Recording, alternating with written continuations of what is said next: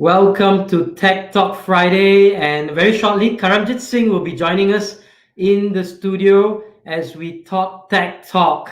So let me get Karam to join us in the studio. Karam, you're welcome. Welcome to the studio. Welcome to Tech Talk Friday. And Karam, great to have you back with us. And many things have happened in the week. Lots of interesting stuff. One is, I'm wearing my Deuteronomic shirt, so I guess that's our football shirt. And Team, yeah. there's going to be an announcement that football is going to be allowed again. So that's a good Oh, sign. At least that's what I hear. But one of the things that's interesting is that this whole concept of smart city, and we recently had this announcement. Was it TM and Sunway and a few others, Huawei, I think, right? Made this big announcement recently. It was yesterday or the day before, I think. yesterday. Right?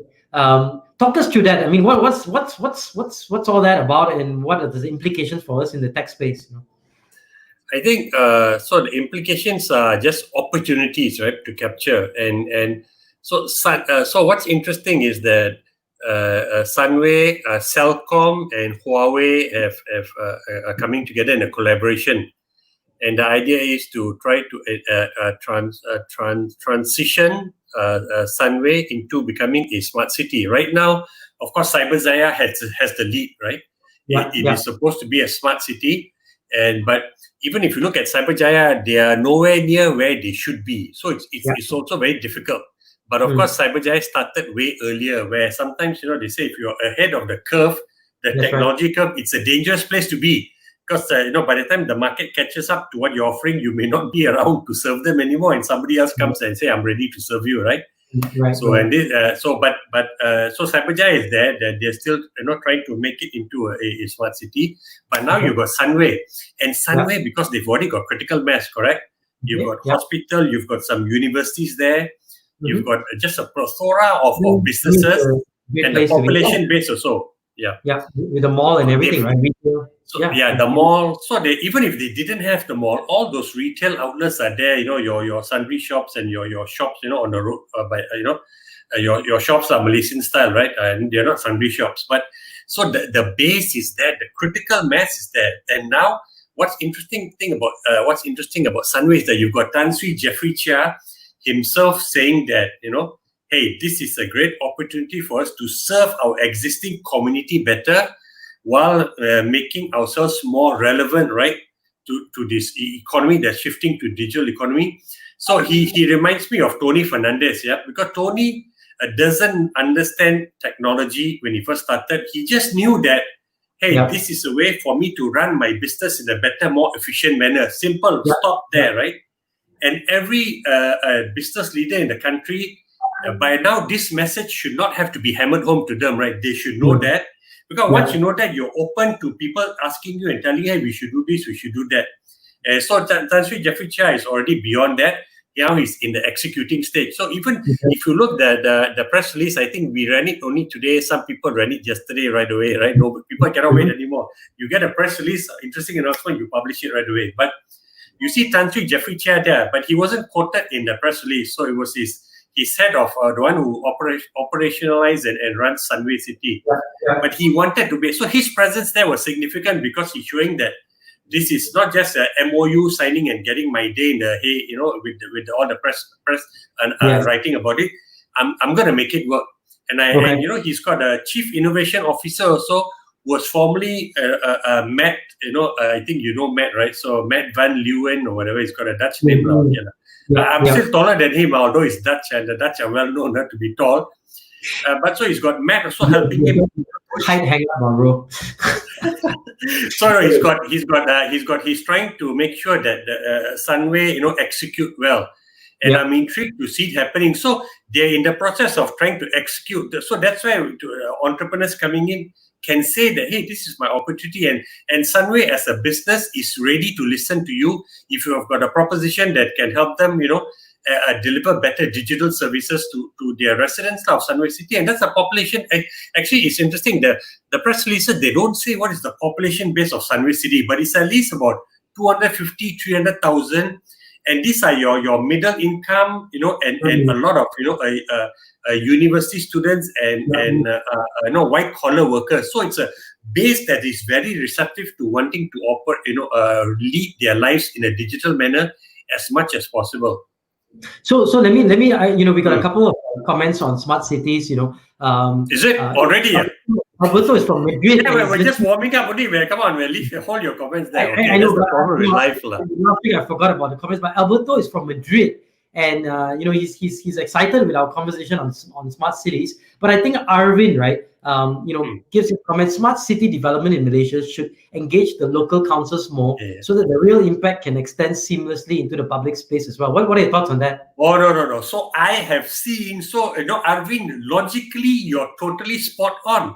But people have tried to engage with the local council. So look, you that's why Putrajaya Corporation, when they set up Putrajaya as like a city on its own, the Putrajaya Corporation was the local authority for Putrajaya. Because if you because it falls under Dengkil, you want the good folk at Dengkil local council to come and listen to all your ideas about smart city and all that. Forget it, man.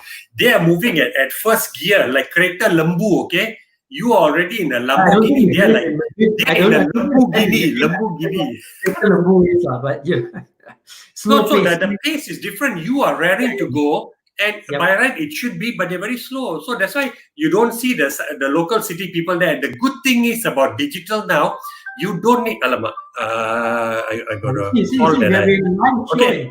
We're having a live show, and my son's Mandarin teacher is calling.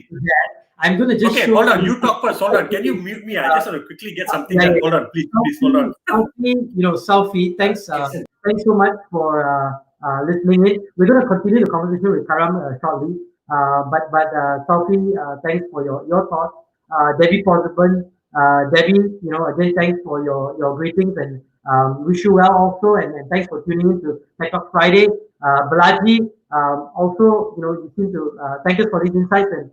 It's always great. I always feel personally, the more conversations we have about issues in Malaysia, the more likely and more people are engaged in these conversations, the more likely we'll be able to solve some of these problems. And lastly, Guprit, and I think Guprit from BGBG, right? Guprit, the BGBG guys or the Mereka guys, awesome. Always a pleasure to attend a session and learn from some of the best in Malaysia. Thank you, Roshan and Karanjit, for launching Malaysia to the era of digitization. Thank you also to everyone who is trying our best to transition ourselves into this new space. I'm going to bring Karam back to the studio. Karam, I just went through some of the comments from different people. Guprit from BGBG. Karam, you were talking about smart cities. Okay, just about the comments. So that is, as a journalist, that is my frustration with Malaysia, is that everybody is blindly sometimes positive, especially if they know you, right? Like Gurpreet's comments there. Thank you for pushing Malaysia into digital layer. We are not doing it, right? It's people like Gurpreet. Look, all of you out there, it's all of you who are working, and people like Arvin and all, it's all of you who are working behind the scenes, right? Hitting the pavement, although it's a digital world, using using a metaphor, you're hitting pounding the pavement, you're trying to move the bar. Sometimes conversation by conversations, business by business, right? These guys are tireless and they are relentless, right? So the digital economy moving forward is on the shoulders of the guys like Arvin and like Aaron Sarma and guys like Gurpreet out there, right? Monday to Sunday, they don't take a break. So you and me are just doing our little Bhangra and Bharata Natyam, for 15 minutes, right? And talking about it. So even with the smart city now, so like getting back to the and thanks for your comments and I would ask everyone to be more challenging with their comments. Forget about being supportive, fine. Be more challenging and ask us, hey Karam, what is Sunway doing here or there? And then you may not know, but I have the opportunity to ask them, hey, people want to know what you're doing. And maybe the next show I can update you what you want to know, right? So be more pointed. I think the why is also very important. Why things happen. But Yusuf, thanks for your comment. So let's talk about again. You should say it's great sharing knowledge. We're not sharing knowledge yet. It's just talking at a high level. Yeah, if you can gain some insight, good. Sharing knowledge is like I'm telling you. Look, Sunway has opened up an RFP. Go to the website. You've got something where you can go. Or they're looking for people who are in the who've been in business for 2 years and they've got a security product. They want to talk to you. So right now we're still at a supervision. I would say we're still at a supervision level. Yeah. We're the Okay, only Roshan. one. We're the only folks on LinkedIn that are going to be screwing our own comments and exposing people who make comments for having comments that are not at a high level. This is probably the only show on LinkedIn Good. where No, people because we want it to be real. It has to be real, there you folks, have right? it. TechTalk Come Friday and was be it? You want pointed. to go in that, right? But okay. Here's a quick question. Okay. Balaji Ramadas asked a quick question. How do you manage? How do you manage good to great governance in smart city, considering Sunway swings to private partnership? Who owns the governance, and how would this be aligned to the government? It's a good question. Yeah, Karan? fantastic question. No. So the governance should be aligned with the people who are driving it. So right now it's Sunway, and Sunway have proven themselves to be an extremely responsible, developer. Right? They've got their own police there. And they built the railway with a public-private partnership. They've shown themselves to be responsible, and they are keen. Right? They're super interested in making this happen. So the governance should lie with them. But then when the local authority or let's say MDEC, it wants to come and work with them, of course they're open to it. They're not going to say, bro, we've set this up already. This is what you have, and this is what you have. We'll take whatever you say under advisory. No, everybody, this world of digital is all about collaboration, right? Multi-collaboration. They will be, but the point is, Sunway has not waited. They are not waiting. They've gone ahead and done it. Now, if the Subang Jaya, I think they fall under Subang Jaya Municipal Council comes and say, hey, can we collaborate with you? Of course, they'll say yes. But to get to the answer, the government should be owned by the party that is most committed and most involved in this, and that by far is Sunway. And if Celcom now just quickly, Celcom is lucky that Sunway wants to partner with them, because Sunway could have partnered with Digi or with Maxis or with Yo Mobile, right, or even YTLCS, but they choose Celcom because of the relationship. Now Celcom has to make good, right? And so they're looking at Celcom to deliver the applications and the services, right?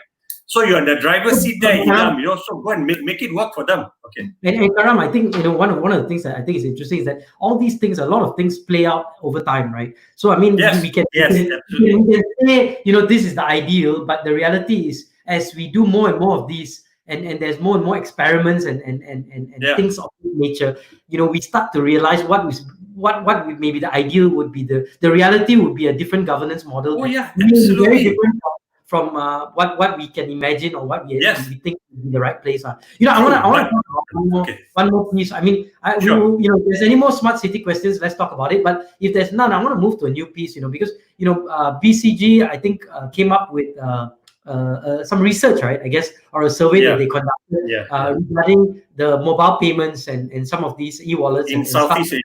Yes. In Southeast Asia, can you talk us through that? Because I thought that is quite an insightful study, and I know it's going to be published in DNA. But can you talk us through that a little bit? Yeah, if you don't want to wait, but to be honest, you can go to the website. We've got permission from them. They've been very supportive to rerun the whole article on DNA, because they did it last year and they interviewed 5,000 people, right? So I think it's really relevant across Southeast Asia. And to me, because it screamed of opportunity. So I said, let's talk about digital payments. So what they're saying, there's already about 49% of urban consumers, and I'm going to just link to the article a bit, right? In the region who are commercial bank. So those not everybody in the urban area is a bank customer, but of those who are 49%, almost 50% are also e-wallet. They've got e-wallets, right? But this guy's projected to go up to 84% by 2025. So that's already even at 50% now, it's a huge market, right? And of course now with COVID being the great digital accelerator, more than you and I talking forever, COVID has made everyone take digital seriously. Life and death. So it's going to be even more. Digital company, COVID. Actually, yes, somebody should go and register. Go COVID.com. There you go. That's valuable. Go and quickly book the URL for whoever is interested. But so they found some interesting thing. They found that a lot of merchants are interested, and especially for the rural areas. But the merchants find it difficult and complicated. But yet, even interesting, merchants said that 75% of merchants say that they will actually accept e-wallets if the barrier to adoption was lower, which means that they can understand the process. It's not complex. The fees are not high. And actually, in Malaysia, the guys like Alipay, Touch and Go, and Boost are out there on the field now trying to reduce these barriers, and it makes everyone want to accept. Karam, the barriers are really at the merchant side, lah, right? Not so much at the consumer side. It's not technology, not consumer side. Right? And my wife, who is a slow adopter, I realized has started using one of the wallets now.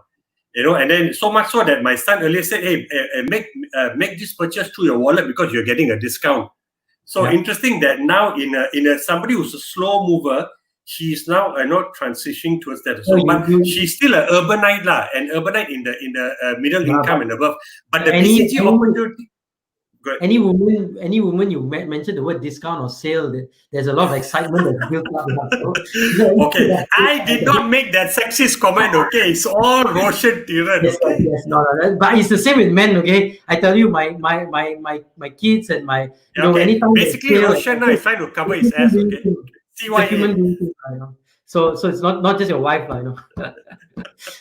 No, so the point is there's a lot of opportunity. Although wallets have been around for a while.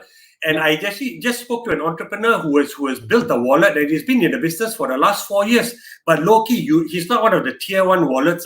And he made me realize that even people who are not one of the branded players now, you still have opportunity. And like Gurpreet and Arvind, right, they're doing it the hard way, having conversations with people physically and where they can. Because this is a game where you have to have a physical conversation. You're not going to Zoom with some merchant and convince him or her unless it's the children speaking. Yeah. So there's a lot of opportunity for wallet players out there, and of course you've got the tier 1 players, and then the guys like Kipple Pay, like CC Pon from Green Packet, right? And I only mention it because he's one of my Gujarati 50, and also it's a listed company, and they are trying to play and they are playing in this space. But I want to talk about the second tier players who you don't know of. The opportunity is there. Go out and acquire. And the funny thing is, the more merchants you acquire, customers you acquire, at some point the tier 1 players are going to say, "Hey, Leadernomics has about 4,000 merchants who are using the service. Okay, go and acquire Leadernomics. Acquiring the merchants." So there's various plays there here, and the BCG study is useful because they went on the ground, they spoke to people, and I found it very useful. And so many charts also and papers that give you various. It's a deep dive, right? It's not at a high level, and it's really worthwhile for you to go. And if you want to wait for the DNA article on Monday, you can read that, and it tells you where the opportunities are, where the pain points are. It is. I mean, immense opportunity.